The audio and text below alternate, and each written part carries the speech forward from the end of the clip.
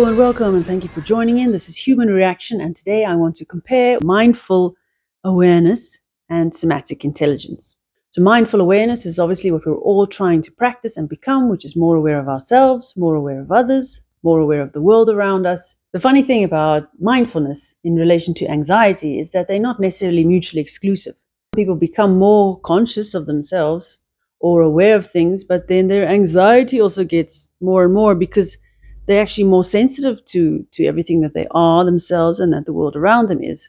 And similarly, the anxious person is usually the one that's a little bit more mindful of what's going on. Awareness is a wonderful thing, but it doesn't always give us the skill of how to cope with the anxiety of being aware. It's overwhelming or it's painful, and two scenarios develop from this thing that we are, which is living and perceiving human beings. The bully decides to put on a coping mechanism. So he shuts down his sensitivity, he kind of hardens up, he becomes insensitive to the world around him, or her, or them.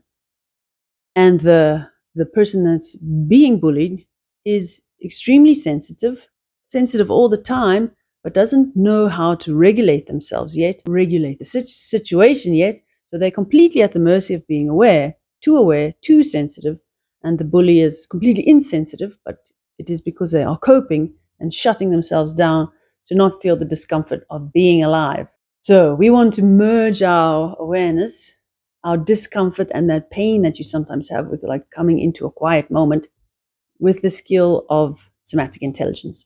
Somatic intelligence for me is basically guiding the mechanism responsible for us being sensitive and feeling and experiencing.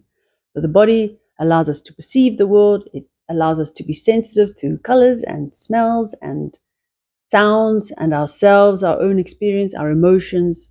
And the body can be guided by your own volitional, intentional thinking. We don't want to shut down our sensitivity, but we don't want to be at the mercy of our sensitivity either. So we want to learn how to experience everything, but guide our mechanism, which is our body, so that we can be robust enough to handle what we experience and make decisions and be and have agency in the world, in ourselves and in the world. I like to compare our mechanism or our situation with the avatar metaphor. So the Na'vi people living on Pandora, the blue folk, they'd like take one of their hair braids and they can connect it to the nervous system of some animal and then, I don't know, do lots of cool stuff. We are connected to ourselves in that very exact similar way.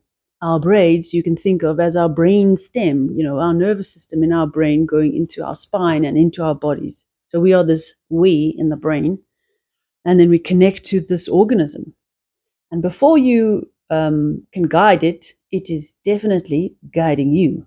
So the nervous system information, your senses and stimuli coming in through the nervous system into your brain give you this experience of life. And then we become conscious of that. And then we become conscious, mindful human beings walking around, feeling, enjoying, getting hurt, having discomfort, and so forth and so forth. Part of the story is that we are not just at the mercy of the good and the bad. We actually can guide this thing, this nervous system, with our own intentional brains. Somatic intelligence is the next frontier, I'd say, and it is something to develop additional to your mindful practice and your coming into awareness of your own self and your relationships, is to learn how to notice your body and to guide it using your volitional thinking prefrontal cortex and sending out signals to organize it so that you can handle what is life, which is sometimes good and sometimes bad. But being at the mercy of it is what makes it not so nice. So part 2 of the video is to explain to you what are the important concepts in somatic intelligence.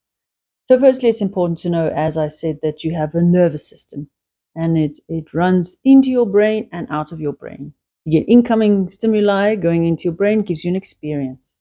The brain subconsciously sends out information into the body and makes you move and live and do. And mostly we are completely unconscious, or all of this is happening subconscious to our own selves. So somatic intelligence is learning to steer the body. I'm going to be in the same situation, needing to do the same thing, but because I've got control and guidance over my shoulders, my body experience is less anxious. I'm still aware of the fact that I'm here and I got to say all these words in front of all these people, or I've got to run this race, So I'm experiencing all of this hectic information coming into my system, but because I've developed my somatic guidance capacity, I can guide this body through my nervous system and kind of control, such a strong word, but you kind of control it. You help it out, you guide it, you steer it. So one of the key concepts is the nervous system, and that there's two ways that it travels. It travels into the brain and it travels out of the brain.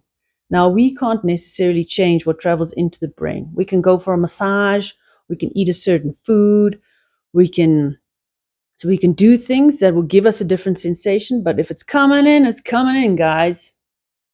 That is what's going out that we have a say over. So you have a say over, number one, being conscious. So coming into consciousness, stopping and being aware. Number two, to think. Somatic intelligence, ironically enough, it's not about the body, but it's about clear thinking about the body. It's thinking into the body. Your thinking is what guides the organization and integration of the body. So if I think I'm going to allow my neck to be free so that my head can sit forward and up, I'm thinking forward and up. I'm thinking of my back lengthening and widening. I'm thinking of my hips and my shoulders being free. The back stays back. Neck's free, head goes forward and up.